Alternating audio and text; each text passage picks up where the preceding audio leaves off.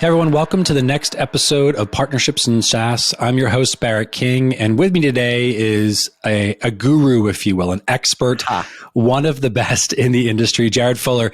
He's the Chief Ecosystem Officer at Partner Hacker and obviously host of the Partner Up podcast. Man, welcome to the show. I'm fired up to chat. Of course, Barrett. Happy to be here.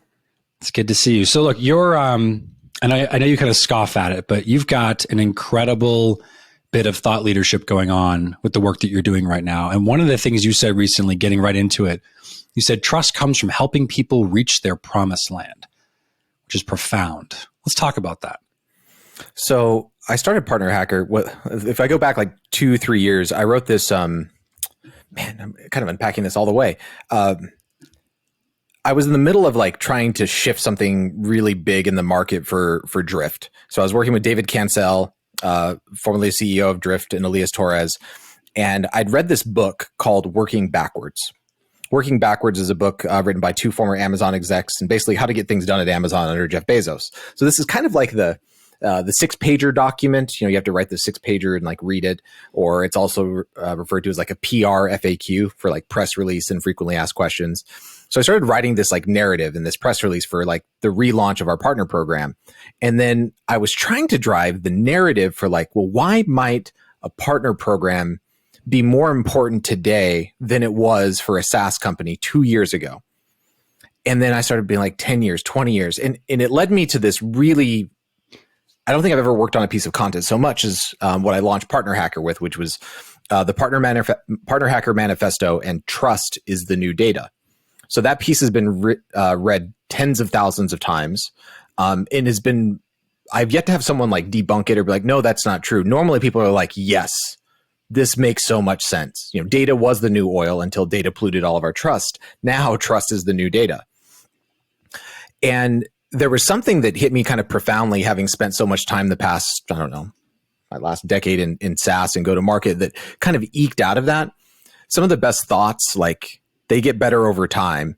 And the one that really stuck with me is I wrote this in Partner Hacker Daily number 200. The title was what you opened up with: Trust comes from helping people reach their promised land. And what do I mean by that? Well, what I mean by that is, let's invert it and talk about how we buy. How I buy is from people that have already done the thing that I want to do. So let's say longevity, the length of your telomeres, or your general physical kind of like health. Like, I really trust Tim Ferriss on that. Why? Because Tim Ferriss has objectively done more biohacking than I have done or probably ever will do, right? So he's at that promised land of like a pretty bio-optimized life. As a result, I take his, recommendations very seriously. I have a plunge pool. I have a sauna. I take athletic greens every single morning, 7 days a week. And I have love my for a very athletic long greens. time. I got to tell, like game changer. He was onto something there for sure. Right. So like there's that, but let's think of another example. I like to run. I'm like a wannabe runner. So, I buy Ultra shoes, but I didn't buy Ultra shoes because Ultra, is like the best ad or the best copy or the best SEO or the best reviews. I bought them because of one runner who set the 24-hour record for most miles ran in 24 hours. And I follow him. I really respect him. And he's like, hey, I run this way because of this. And these shoes are built this way to help me. Another person who's been to the promised land. And we can take this across buying a vehicle, Barrett. It's like a car, right? Like review sites, salesperson, or you're just going to talk to someone that's already owned the car. You're going to talk to someone that's already owned the car. That's your promised land, right? That's where you see Reddit Tesla works so well. Yeah, Reddit's becoming more and more popular, right? Everyone wants to hear what like their peers said about the item that they're about to buy, or to your point, like the car, right? If I'm going to go look at a brand new, whatever, like BMW M3, I'm fired up on it. I'll read a review site. I'll understand the specs on it, but I might go to Reddit and go see what, 20 other people that bought that car last month are going to actually say about it in a private forum. So that's their promised land. And we can go to travel, right? Travel's a great example too. It used to be travel agents, and then it was review sites.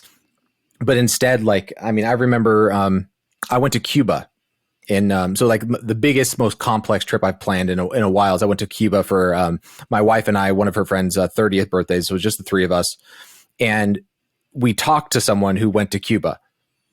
right? And like got the DL on every single thing, right? Like that was our promised land. What am I illustrating here? Trust comes from helping people reach their promised land. And why is this so meaningful for sales? I gave a talk last week, so it was private, at a company kickoff to, the entire marketing and ecosystem team. This is a 1,600 person company, so it's a big kickoff event. And they sold to CIOs. And I said, I would like for every single person in the room today who has been a CIO to please raise their hand. Did you get two hands? Not one person raised their hand. So Tell me this. Of all the problems that you're facing as a business, might it actually be that the thing you're telling your customers you can help them with, you yourself have never done? There it is. So if you've never done the thing that your customer, like you've never been a CIO, much less been a great CIO who that person is trying to be, how do you expect them to believe you? And in every other aspect of our lives, we only trust people who have been to the places we want to go. We don't trust armchair or sideline quarterbacks, right? We trust the people. It's like, hey, they're there. I'm trying to get there. So what does that mean? How you market?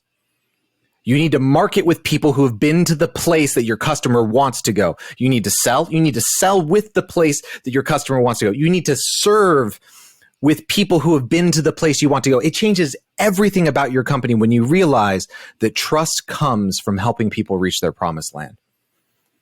I love that. And so all right, so let's translate that into I'm a leader of a partner org, right? Or I'm starting one out. I guess it's sort of irrelevant where I'm at, but I'm a member of or in some capacity leading a partner org. And, I just talked about this the other day with somebody at a different show, but he said, how do you know when to start a partner program? I was like, well, when your customers are getting value from another business and you've got a bit of a groundswell on that. Like, all right, cool. Second stage, like, how do you know when to grow a partner program? What I'm thinking about when you're talking about trust is, are you measuring it? Like, do you envision yourself leading a partner org? I know it's been a while, but leading a partner org and you have trust as a leading indicator? Because that's interesting to think about. How do you get to this? I understand what you're talking about. I'm right there with you. I myself lead and look at purchasing decisions and whatnot with trust. How do I measure that? How do I get to the root of that in a business? This is incredibly simple versus incredibly complex. Are you building solutions with people who have been to the place your customer wants to go? Are you marketing with the people who have been to the place your customer wants to go? It's binary. It's yes or no. Like, I'll give you a perfect example. We had the partner-led summit. So it was the largest event in partnerships B2B history. We had like 5,000 people. And I gave the partner-led startup of the year award. And I gave that to DataBox and Pete Caputa. So for the HubSpot folks, Pete Caputa is a familiar name, but the DataBox story is a much better story in terms of like how to do this day one ground zero. Pete detailed whenever he gave a talk later on at the summit about how DataBox had interviewed 10,000 people for the DataBox blog with a 5-person content team. So when I was talking about that kickoff I had where I had 65 marketers in the room, on that specific team that were like kind of that was the room that was highlighted during this kickoff and then the wider audience. You could have heard a pin drop.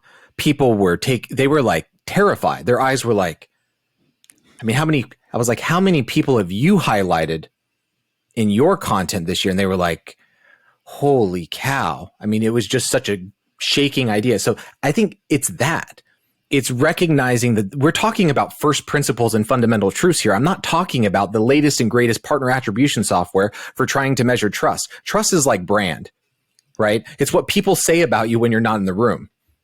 So for example, if you can actually help someone do the thing, like, I don't know, I have no problem establishing trust with someone that's building a partner program, right? I have references galore and I'm confident, I have conviction in helping them do it.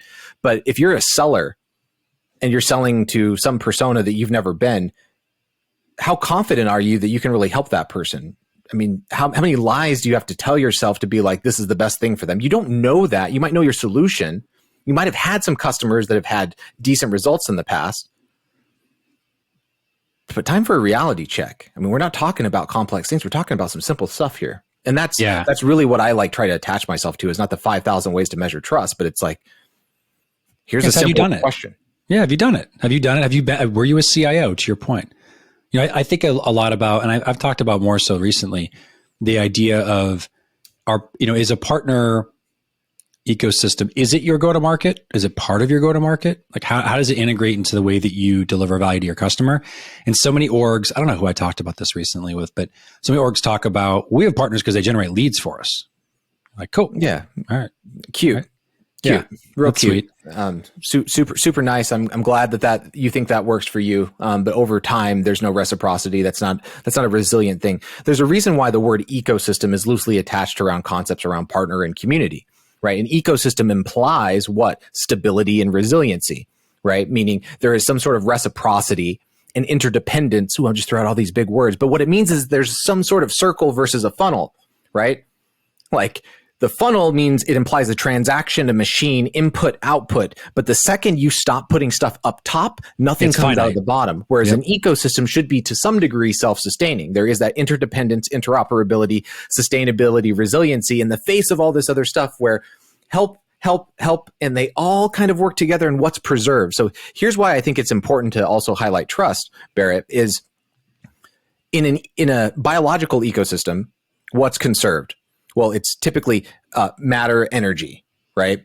In a business ecosystem, what's conserved? Well, it's typically money, what you could even say information, right? So information, which is money, time. But what is the culmination of that? It's trust. Imagine two purchasing decisions. One is someone being targeted by 5 companies. So you have demand gen ads, you have email, you have SEO, you have all these people, SDRs reaching out, trying to sell to this person. There's a lot of waste in that process, just objectively from like a market standpoint, from a market efficiency standpoint.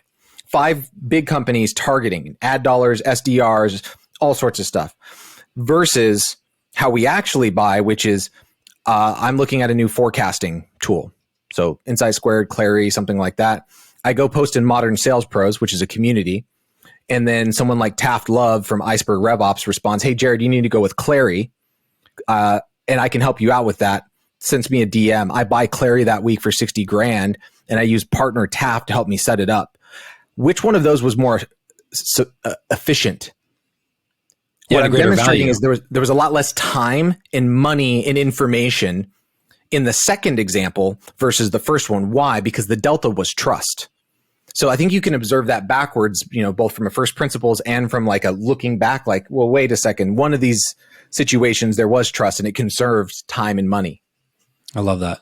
I like to call out too, your secondary piece there in terms of like I'm an analogies guy, right? So you're talking about the biological ecosystem and what's conserved versus obviously in your sales process, your description of a buyer's journey, what are your inputs and outputs? And I think the thing that resonates most is this idea that people want to buy from people, and you can say all the kind of fun, buzzy stuff all day long. But if you really sit down and look at it, the fundamentals of what we're talking about is just human beings being human beings. And we stop with a little bit of that extra, the how do we label it differently, and how do we repackage it, and how do we reformulate this ideology of what partnerships is? Like, it's just literally trust, to your point, distilled down into its simplest form, which is that someone's been there and done that. And so based off of that, I can have, again, human nature, this fundamental comfortability with the idea that they're going to, in some way, know more than I will. And then to your point, the foundation of, because they've been there, I'm going to lean into their response versus the person who's saying, well, I haven't been there, but I read a story once about someone who's been there. Different proximity. Good luck with that. Good luck with that. I mean, that's why I always feel so confident about entering into things that I'm doing, is that I play long-term games with long-term people, and it's based on experience. And if I don't have that experience, I'm bringing the best possible person I can to the room.